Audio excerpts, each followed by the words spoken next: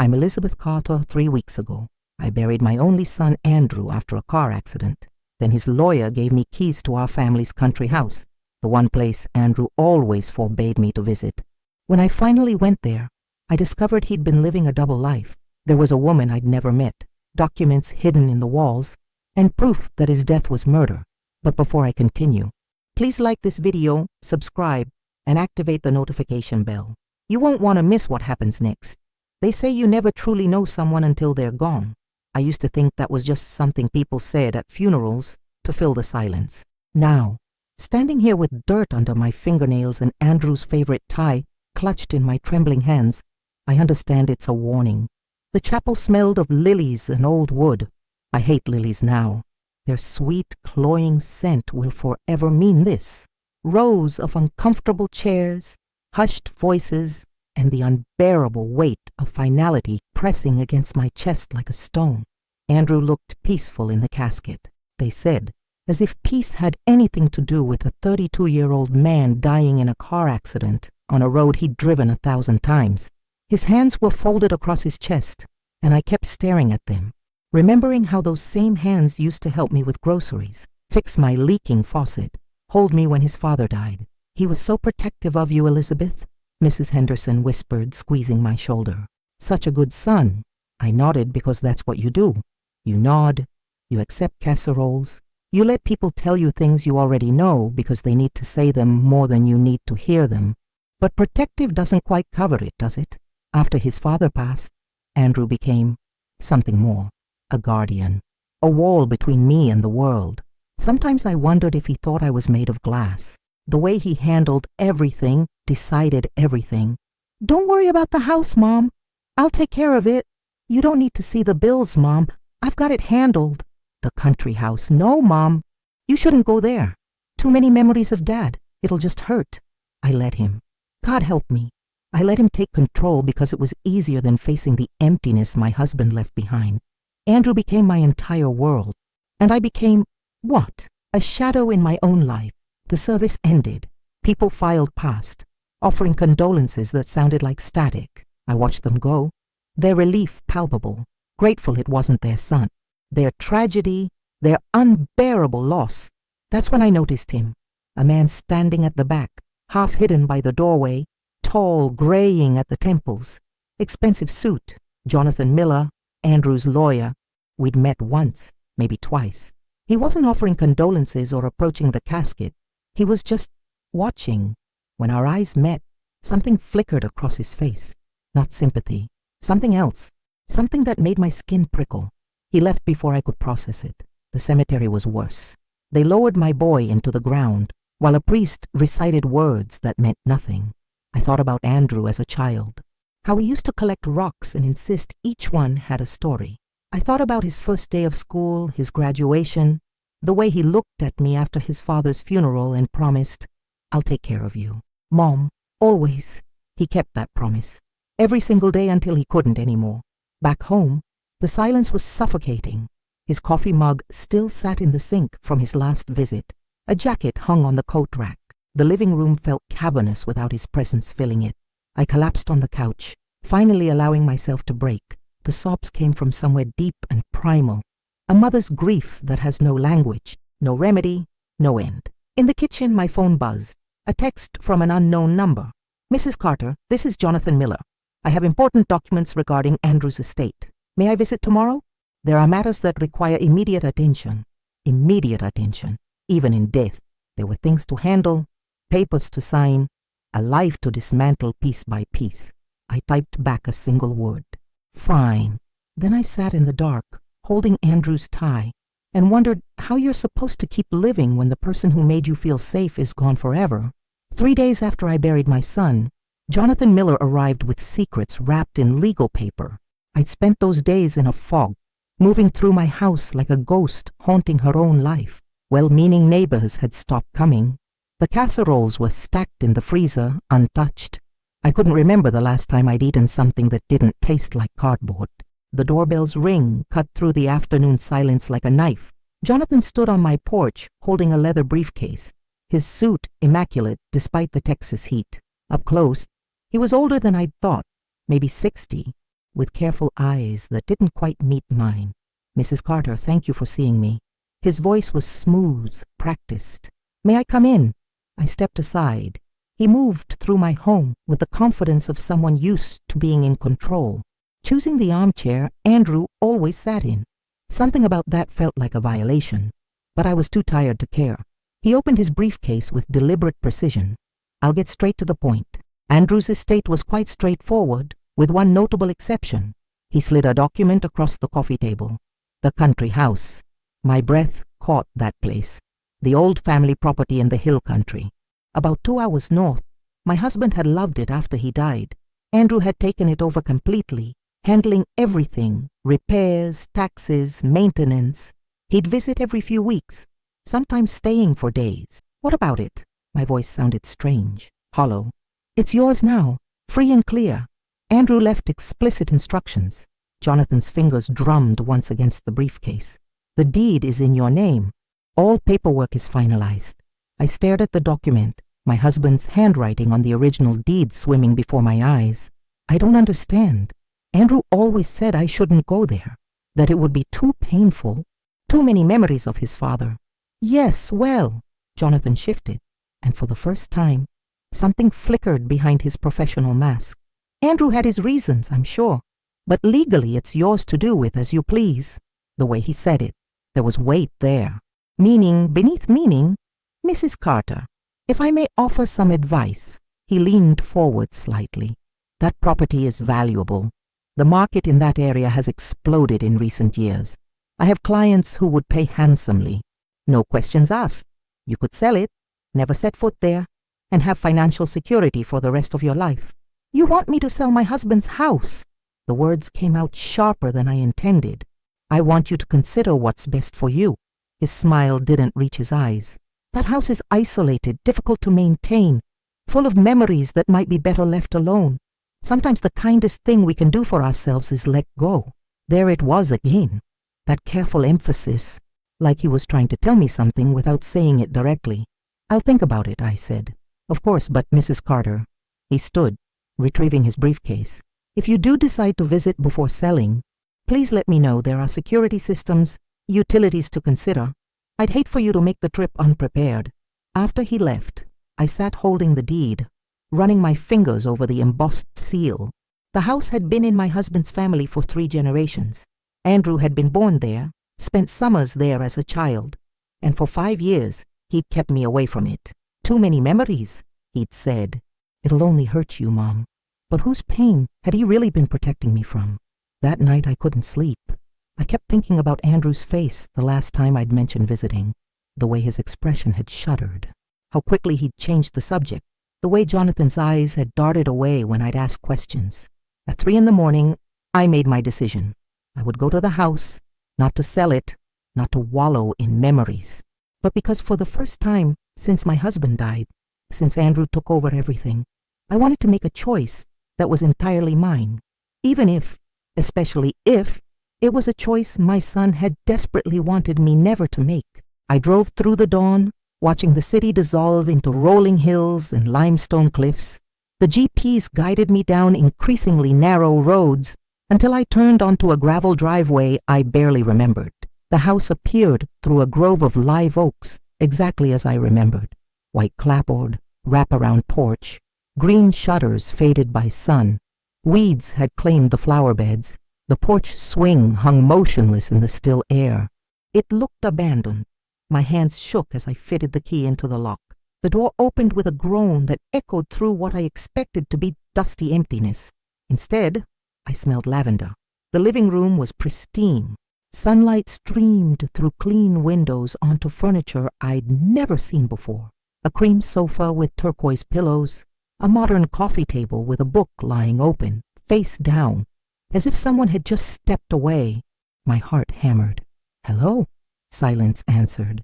But it was the wrong kind of silence, not the dead quiet of abandonment, but the held breath silence of a place waiting. I moved through rooms that should have been shrouded and musty.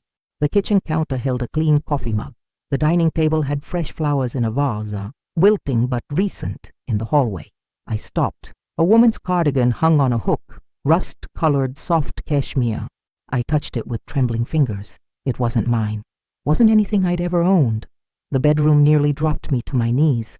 The bed was made with linens I didn't recognize, a pattern of small blue flowers.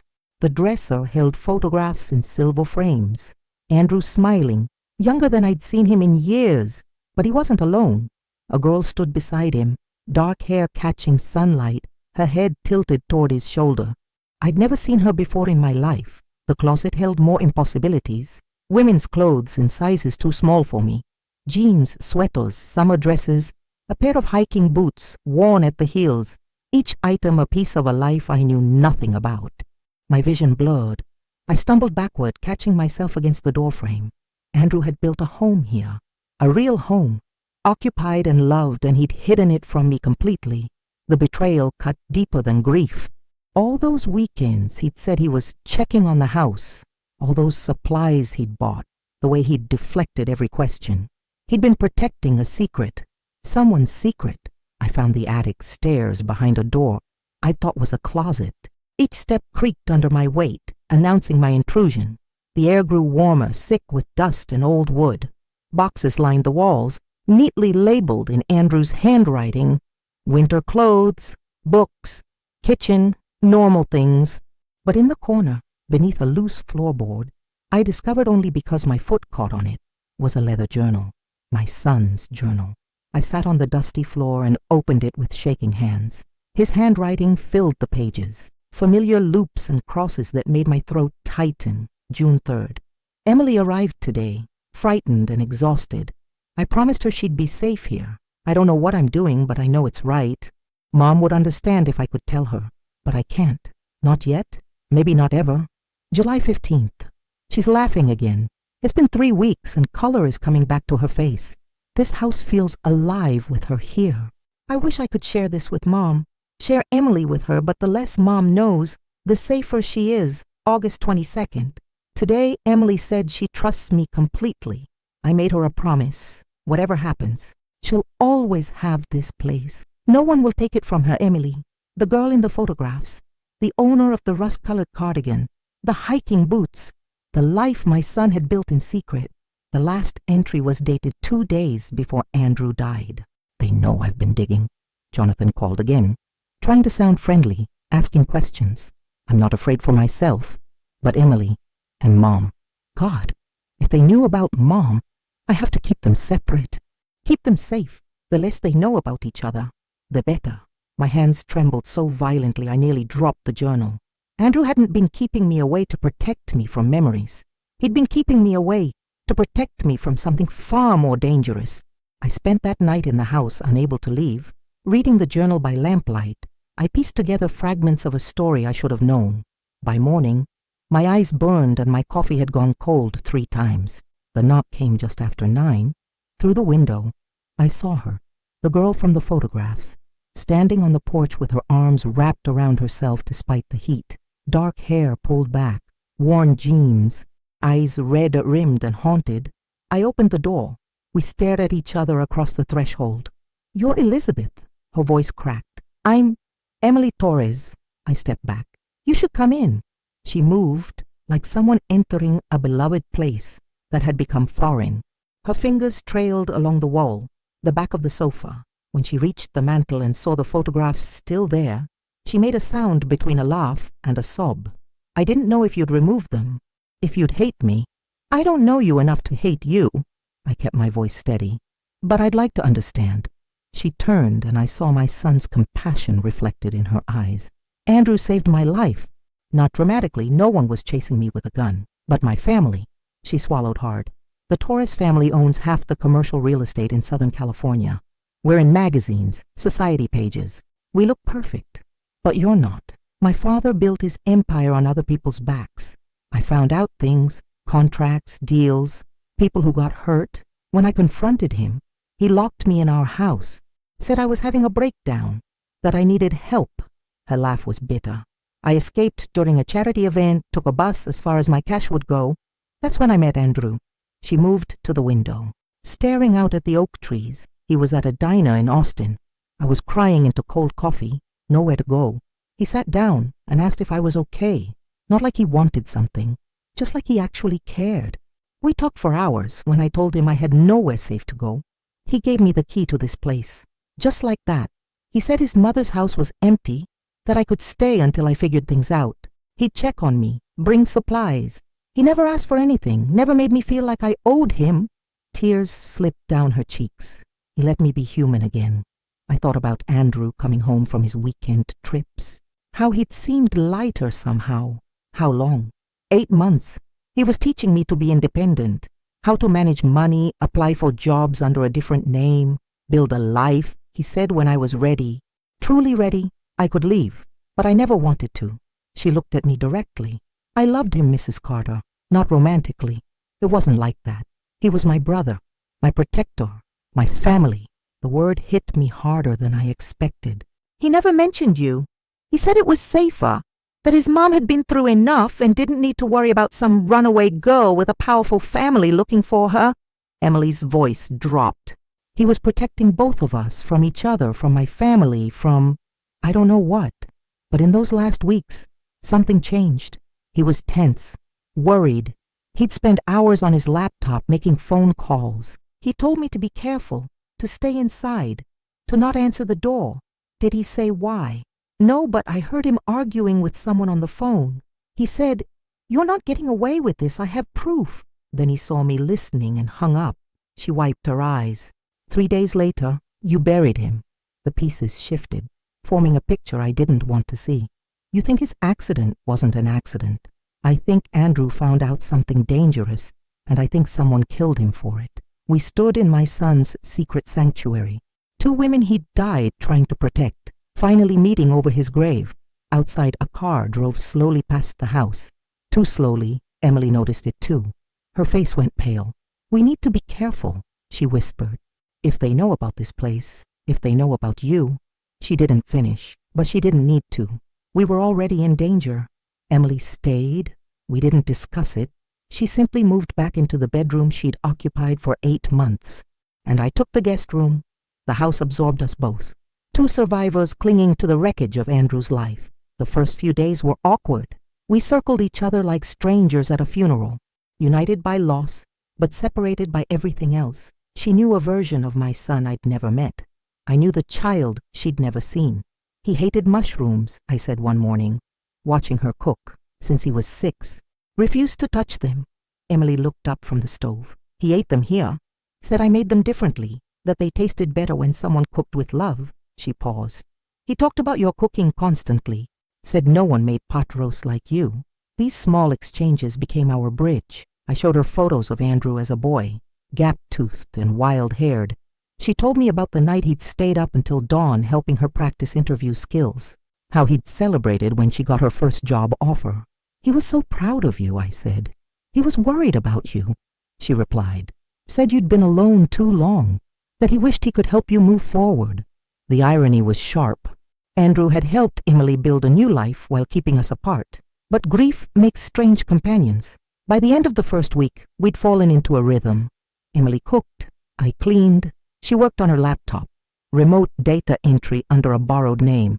I read Andrew's journal, trying to understand. Then things started shifting. Jonathan called twice in 3 days. "Just checking in, Mrs. Carter. Have you thought about my offer?" "I need more time." "Of course. But don't wait too long. Properties like that don't stay valuable forever." Something in his tone felt like a threat. The second call came while Emily was grocery shopping. "I have interested buyers," Jonathan pressed. "Cash offers. We could close within a week." I said I need time. A pause. "You haven't been staying there, have you?" "Andrew always said the plumbing was unreliable. Wouldn't want you getting stranded." My blood went cold. "How would you know if I've been there?" I wouldn't, of course, just concerned. He hung up quickly. When Emily returned, I told her. She went pale. "We need to check the whole house now." We searched every room. Emily moved with purpose, checking window locks, examining door frames. In Andrew's office, a small room off the kitchen I'd barely noticed, she stopped. "This is where he worked on whatever he was investigating." She ran her hand along the wall, frowning. "He was so careful, always locked this door when I was here. Said it was boring financial stuff." I knocked on the wall. Solid. Knocked again 2 feet over hollow. Our eyes met. It took 20 minutes and a hammer from the garage. The plaster crumbled to reveal a space behind the wall, carefully cut and concealed. Inside were 3 manila folders and a USB drive. Emily spread the documents on the desk, financial records, bank statements with highlighted transfers, photographs of Jonathan meeting with men in expensive suits, names I didn't recognize, Castellanos, Morrison, Torres. Torres, Emily whispered. That's my uncle, my father's brother. Her hands shook as she opened the second folder. Contracts, real estate deals, money moving through shell corporations, and notes in Andrew's handwriting, laundering through property sales, fake bios, Torres family involved, J. Miller facilitating. Estimated 40 million over 5 years. The last folder held printed emails, threats, warnings, and one from Jonathan to someone named Castellanos. The Carter kid is a problem. He's documenting everything. We need to handle this before it escalates. Dated 4 days before Andrew died. Emily's face had gone white. My family? They're criminals. And Andrew knew. That's why he hid me. That's why he... Her voice broke. The USB drive contained more files, videos of meetings, recorded phone calls, spreadsheets tracking every transaction. Andrew had built an entire case, meticulously documented. The final file was a video of Andrew himself, recorded 2 weeks before his death. He looked tired, scared. If you're watching this, something happened to me, Mom. Emily, I'm sorry I kept secrets. I was trying to protect you both. The evidence here should be enough to bring them down, but be careful. Jonathan Miller isn't just their lawyer. He's the architect, and he doesn't leave loose ends. The video ended. We sat in silence, the weight of my son's death settling over us with new gravity. Andrew hadn't died in an accident. He'd been murdered. We spent hours going through every file, every document. Emily cross-referenced names with her family history, while I tried to make sense of financial records that might as well have been written in code. My uncle Roberto, Emily said, pointing to a transaction log. He died 3 years ago. Heart attack at 52. She looked up at me. What if it wasn't? The implications spiraled outward like cracks in glass. How many deaths? How many accidents? Andrew wrote something here. I pointed to a margin note. Follow the properties. Same pattern every time. Buy low through intimidation. Sell high through shell corps. Follow the money to find the bodies. Emily pulled up a real estate database on her laptop. Look, this address. Andrew flagged it. It was bought for $200,000 after the owner died suddenly. Sold 6 months later for $1.8 million to a company called Meridian Holdings, which is owned by, she clicked through corporate filings, a subsidiary of Torres Development Group. Her voice was hollow. My father's company. We found the pattern again and again, properties acquired after convenient deaths or sudden financial ruin, flipped for massive profits, money disappearing into offshore accounts. Jonathan's name appeared everywhere, as attorney of record, as executor of estates, as board member of shell corporations. My son had uncovered a murder-for-profit scheme operating for years. We need to go to the police, I said. With what? Documents from a dead man's secret investigation? My testimony about a family I ran away from? Emily shook her head. They'll say Andrew was paranoid, that I'm mentally unstable. That's what my family told everyone when I disappeared. We need more. What more could we possibly need? She pointed to Andrew's final note. Follow the next target. They're already moving on property in Fredericksburg. Owner refusing to sell. Pattern matches previous acquisitions. The note was dated the day before Andrew died. He was going to stop them, Emily said. That's why they killed him. And if that owner in Fredericksburg is still refusing to sell, they're in danger. We looked at each other. Emily voiced what we both knew. We could be next. If Jonathan suspects we found this. A car door slammed outside. We froze. Emily moved to the window, peeked through the curtain. It's him, Jonathan, getting out of a black sedan. He can't know we found the files, I said quickly. Hide everything now. We shoved documents back into the wall space while the doorbell rang. Once, twice. Emily smoothed the broken plaster as best she could, while I hurried to the front door, trying to calm my racing heart. Jonathan stood on the porch, surprise flickering across his face. Mrs. Carter, I wasn't expecting. You're staying here. Considering my options, I blocked the doorway. Was there something you needed? I was in the area. Thought I'd check on the property. His eyes moved past me, scanning what he could see of the interior, making sure everything's secure. Everything's fine. I see you have company. He'd spotted Emily's car.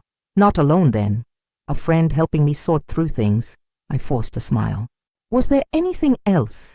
His expression hardened slightly. Mrs. Carter, I'll be direct. I have a buyer ready to pay cash, well above market value. This is a generous offer for a property this isolated. If you're smart, you'll take it. Are you threatening me, Mr. Miller? I'm advising you as your attorney. He stepped closer, voice dropping. Andrew understood certain boundaries. He knew when to stop asking questions. I'd hoped you inherited that wisdom. The mask had slipped. This was the man who'd ordered my son's death, standing on my porch, making veiled threats.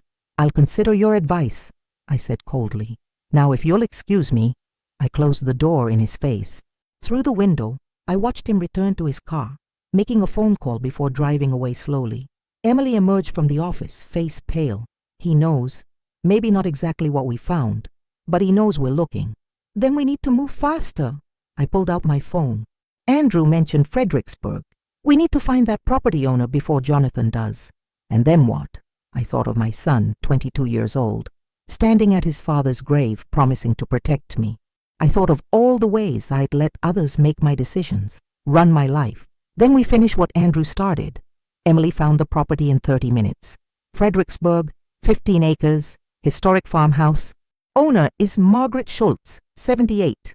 Refuses to sell despite multiple offers. She looked up from her laptop. The last offer came from Meridian Holdings 2 weeks ago. She declined. 3 days later, her barn burned down. Electrical fire, the report says. We need to warn her. We need help, Emily countered. Real help.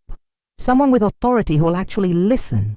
I thought about Jonathan's connections, his careful manipulation of estates and probate. The police are probably in his pocket. Not all of them, but enough. Emily's voice was urgent. We need someone outside his sphere, someone Andrew trusted. I went back to the journal, searching there. A name I'd skipped over, Detective Marcus Webb. Finally, someone asking the right questions about the Henderson death. Not sure I can trust him yet, but he's persistent. Henderson, I said aloud. Mrs. Henderson from Andrew's funeral. Her husband died 2 years ago. Emily pulled up old newspaper articles. Robert Henderson, 64, fell downstairs in his home. Death ruled accidental. She kept reading. But there was an investigation. Detective Marcus Webb questioned the ruling, said the scene showed inconsistencies. Can we find him? Already doing it.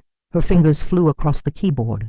Travis County Sheriff's Department, still active duty, I called, before I could second-guess myself. The phone rang 3 times. Webb. Detective Webb. My name is Elizabeth Carter. My son Andrew died 3 weeks ago in a car accident.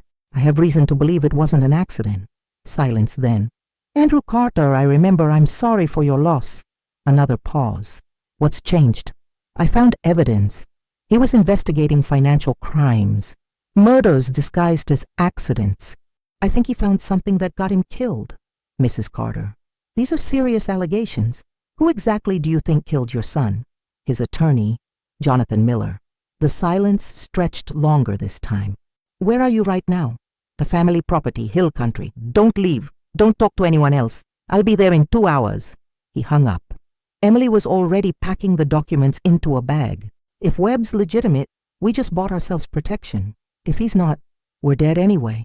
I surprised myself with how calmly I said it. We waited. Emily paced, checking windows every few minutes. I made coffee. Neither of us drank. The house felt different now. Less sanctuary, more trap. An hour later, Emily's phone buzzed. She went white, reading the screen. What? My aunt. She knows where I am. Emily showed me the text. Emily, sweetheart, it's time to come home. Your father misses you. We can forget this whole misunderstanding. The address is 2847 Old Ranch Road, isn't it? We're family. Let us help you. How did they find this place? Andrew's records. If they got access to his files somehow. Emily's hands shook. They know about you, too. They know everything. The implications crashed over us. We weren't just investigating anymore. We were targets. We can't stay here, I said.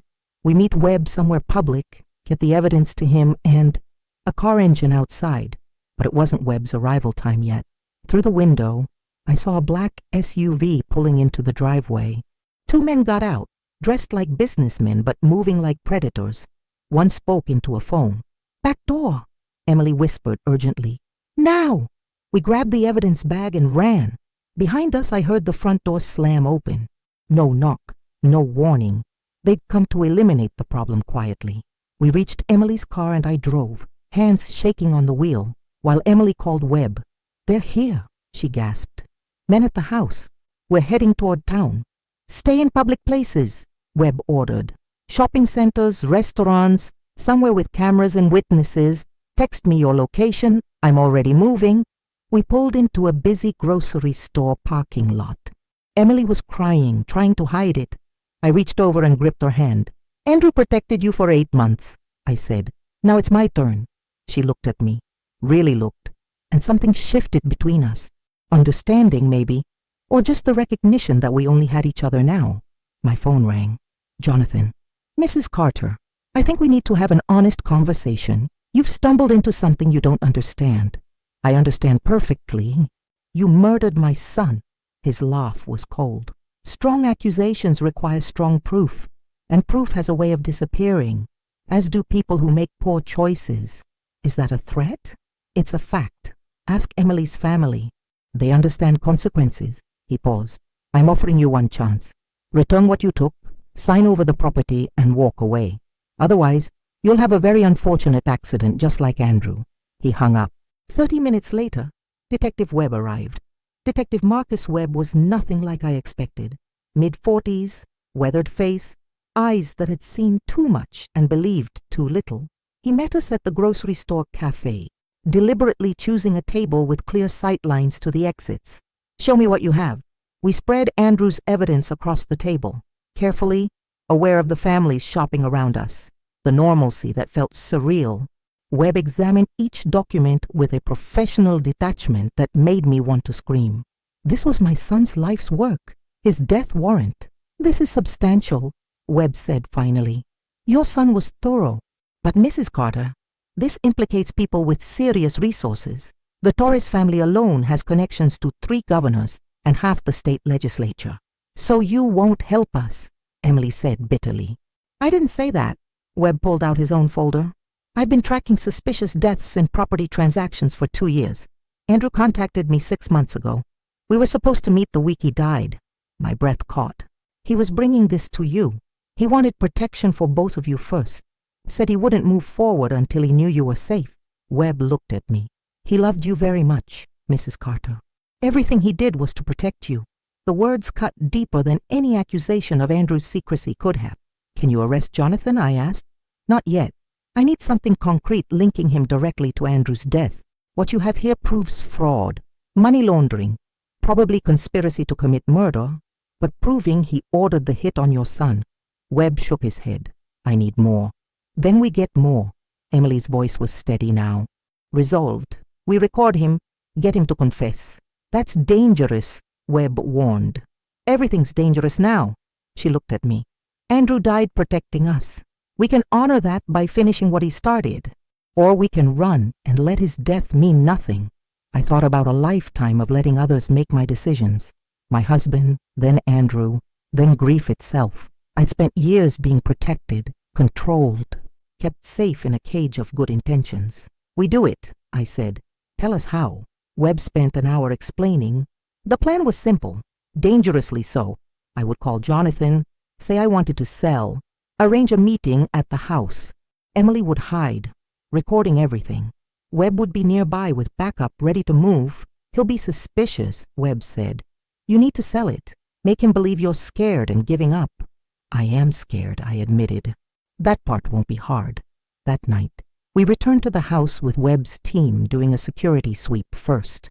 The men who'd broken in were gone, but they'd left a message. Furniture overturned, walls damaged, a warning written in spray paint across the kitchen. "Stop asking questions." Emily stared at it, trembling. "My family did this. My blood." "Your family didn't choose you," I told her. You're choosing who you want to be now. That's what matters. We cleaned up together, putting the house back in order. It felt like reclaiming something sacred, this space Andrew had built for safety. I wouldn't let them destroy it. The next morning, I made the call. Jonathan, it's Elizabeth Carter. You win. I want to sell. His satisfaction was audible. A wise decision. I can have papers ready this afternoon. Not over the phone. I want to meet at the house. I want to see the offer. Understand what I'm signing. I owe Andrew that much. A pause. Of course. 2 o'clock. 2 o'clock. After I hung up, Emily helped me clip the tiny recording device to my collar. Hidden beneath my cardigan, Webb's people had wired the house, cameras in every room, microphones tucked into light fixtures and outlets. When he confesses, and he will, they always do when they think they've won, we move in, Webb explained. You just need to keep him talking. What if he brought the men from yesterday? Then we move faster. Webb met my eyes. Mrs. Carter, you can still back out. This isn't your fight. It became my fight the moment they killed my son. Emily hugged me before hiding in the bedroom closet with her own recording device. Be careful. Andrew would never forgive me if something happened to you. Andrew would be proud of us both, I said. At 1:55, Jonathan's car appeared. He came alone, carrying a briefcase, wearing a smile that didn't reach his eyes. I opened the door, playing the part of a defeated woman. It wasn't hard. Exhaustion and fear were real enough. Elizabeth, thank you for being reasonable. He entered like he owned the place. I just want this over with, I said, voice shaking. I want to mourn my son in peace, of course, and you will. After today, you'll never have to think about this place again. He set his briefcase on the kitchen table, opening it to reveal contracts. Sign here, here, and here. The money will transfer within 24 hours. I picked up the pen, then stopped. Jonathan, can I ask you something? Of course. Did you kill my son? Jonathan's smile froze. The pen in my hand suddenly felt like a weapon, though I knew it was worthless against whatever he might do. That's a terrible question to ask, he said, his voice carefully neutral. It's a simple one. Yes or no? I kept my hand steady on the pen, my heart hammering so hard I was certain he could hear it. He closed the briefcase slowly, deliberately, the click of the latches unnaturally loud in the quiet kitchen. You're upset. Grief makes people say irrational things, makes them see conspiracies where there are only coincidences. Andrew was investigating you. He found evidence of fraud, money laundering, murder. Then he died in a convenient accident on a road he'd driven 100 times. I watched his face carefully, looking for any crack in his composure. That's not irrational, that's logical. Elizabeth, his voice dropped, losing all pretense of warmth. The mask was slipping, and beneath it, I saw something cold and calculating. You're making a serious mistake right now. The only mistake I made was trusting you. I set down the pen, my hand finally free. I know about the Torres family, about Meridian Holdings, about every property you stole through intimidation and murder. Andrew documented everything. His jaw tightened almost imperceptibly. If that were true, you'd have gone to the police already. You'd have lawyers, investigators. Instead, you're here alone, signing papers. Maybe I did go to the police. You didn't. He stepped closer, and I forced myself not to retreat. Because you're a frightened widow who doesn't understand the world her son stumbled into. You want to believe Andrew was some kind of hero, but he was just a naive kid who couldn't mind his own business, who couldn't accept that some things are bigger than individual morality. He was gathering evidence against you. He was gathering his own death warrant. Jonathan's mask had fully dropped now, his expression hard and merciless. I tried to warn him, multiple times. Told him some doors shouldn't be opened, some stones shouldn't be turned over. But he was stubborn, righteous. Thought he could save everyone, expose everything, and walk away clean. My throat tightened. So you killed him. I made a phone call. What happened after that? He shrugged, as casual as if discussing the weather. Brakes fail. Roads are dangerous. Especially at night. Accidents happen every single day. Tragic but unavoidable. The casual admission hit me like a physical blow. He'd just confessed to murdering my son, and he didn't even care. I needed to keep him talking. Needed more. How many others? How many accidents have you arranged over the years? Enough to build an empire. He moved to the window, looking out at the property with proprietorial satisfaction. You think the Torres family got rich through honest work, through following rules and playing fair? Real estate is a blood sport, Elizabeth. The weak lose their properties, their lives, their legacies. The strong survive and prosper. Andrew was weak. He let sentiment cloud his judgment. He was brave. He was trying to protect innocent people. He was trying to protect a runaway girl with documented mental problems and a mother who couldn't even function without someone telling her what to do.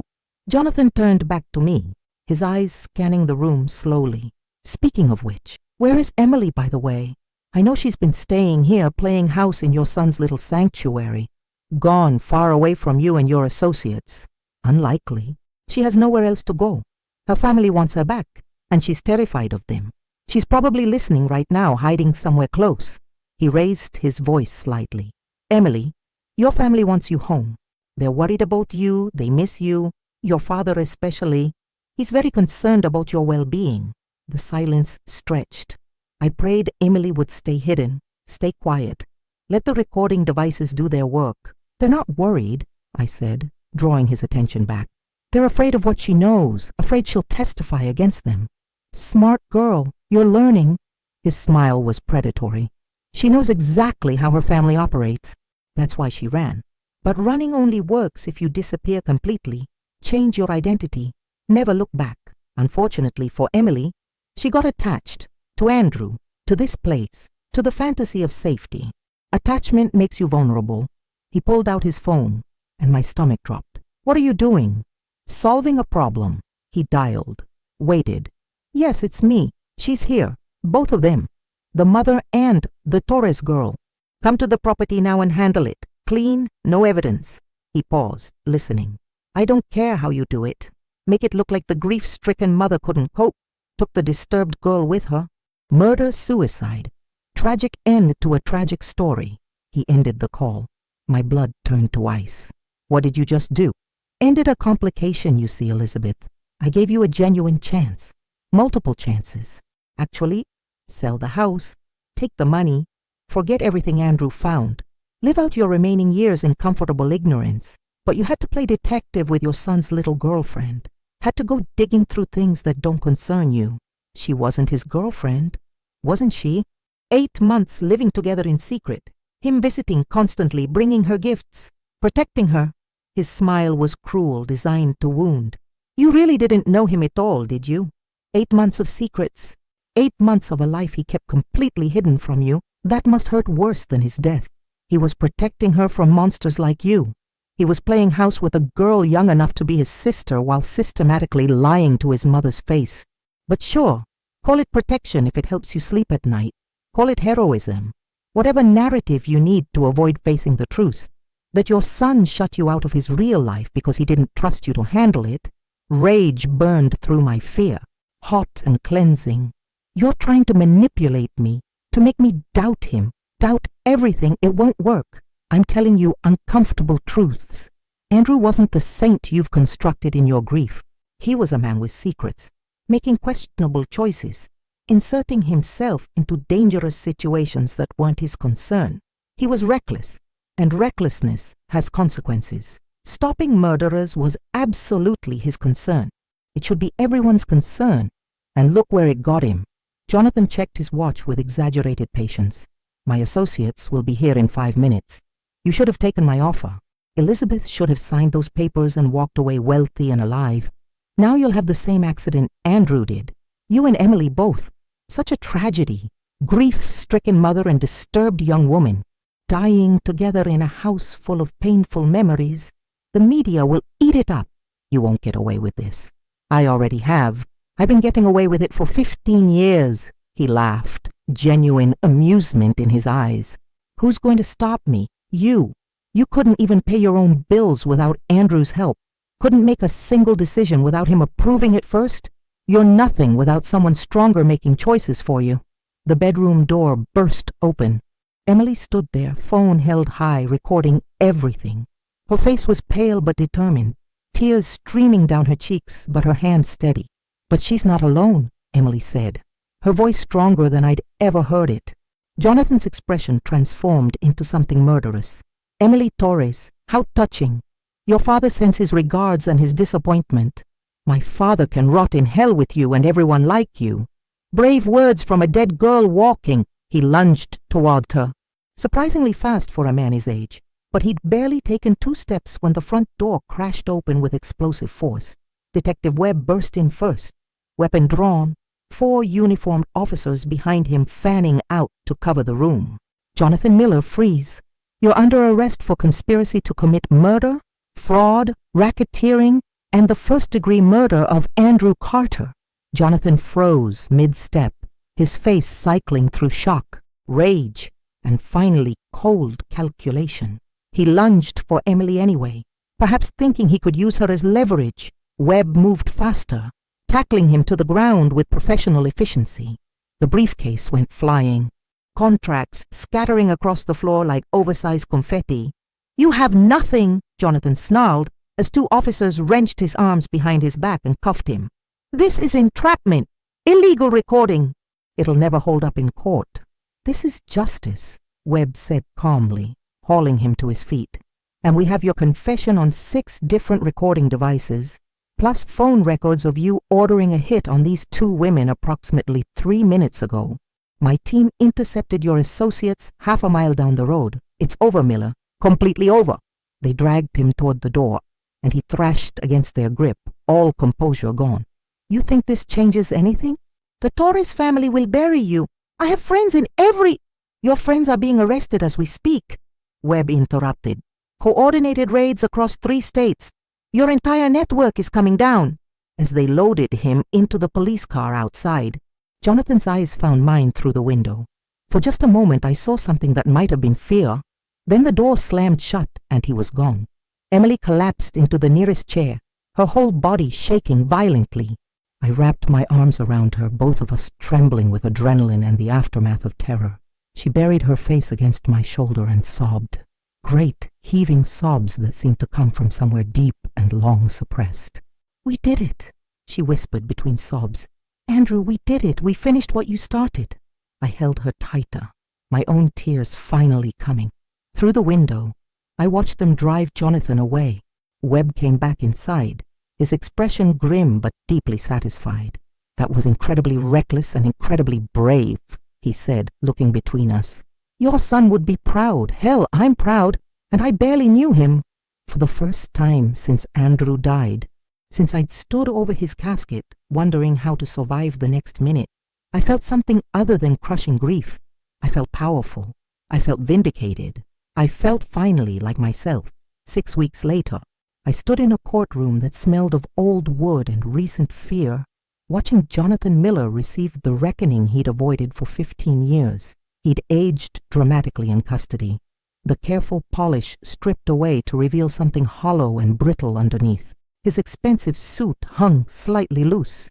His skin had taken on a grayish pallor, and his eyes, once so confident and calculating, now darted around the courtroom like a trapped animal seeking escape that didn't exist. Emily sat beside me, our hands intertwined, fingers laced together so tightly I couldn't tell where hers ended and mine began. We'd been inseparable since that terrible, triumphant day at the house. 2 women bound by loss, by survival, by something deeper than either of us had words for. Yet the prosecutor stood, her voice clear and uncompromising as she read the charges. 17 counts of fraud, 8 counts of conspiracy to commit murder, 5 counts of racketeering, and 1 count of first-degree murder in the death of Andrew James Carter. Each charge fell like a hammer blow. Each one represented lives destroyed, families shattered, futures stolen. Jonathan's lawyer, his 4th since the arrest, after 3 others quietly withdrew from the case, made a half-hearted attempt at mitigation. But what defense exists against audio recordings, video evidence, financial documents, and testimony from 12 victims who'd finally found the courage to come forward? The judge, a stern woman in her 60s, who'd reportedly lost her own son to drunk driving, showed no mercy. "Mr. Miller, you used your position of trust and your legal expertise to orchestrate a criminal enterprise that destroyed lives and families across 3 states. You betrayed every principle of your profession and every basic human decency. The court finds you guilty on all counts. The word guilty echoed through the courtroom 23 times, once for each charge. With each repetition, I felt a small piece of the weight I'd been carrying lift from my shoulders. When they led him away, Jonathan looked directly at me one final time, not with hatred. I could have understood hatred. Instead, his expression held dismissal, as if even in his total defeat, I somehow didn't matter, as if I was still just the helpless widow, and this outcome was some cosmic accident rather than justice we'd fought for. But that look didn't hurt the way he'd intended, because I knew something he never would. I mattered to Emily. I mattered to Andrew's memory. And after a lifetime of living in shadows cast by others, I finally mattered to myself. Outside the courthouse, reporters swarmed like locusts, shouting questions, thrusting microphones toward our faces. Detective Webb had warned us about this. The media circus, the public's insatiable appetite for stories about powerful men brought low. The cameras loved the narrative. Grieving mother and rescued girl taking down corrupt empire. Emily and I pushed through without commenting, our heads down, moving as one unit. We'd learned to navigate crowds together, learned each other's rhythms and boundaries. In the car, she finally exhaled, her whole body sagging against the seat. "It's really over," she said, not quite a question. "The trial is over, the healing." I reached over and squeezed her hand. "That's just beginning." We drove in comfortable silence, the kind that only comes from shared trauma and deep understanding. The hill country rolled past in shades of green and gold, wildflowers blooming along the roadside in defiant bursts of color. I remembered the first time I'd made this drive, terrified and grieving, with no idea what I'd find or who I'd become. The house looked different now in the late afternoon light.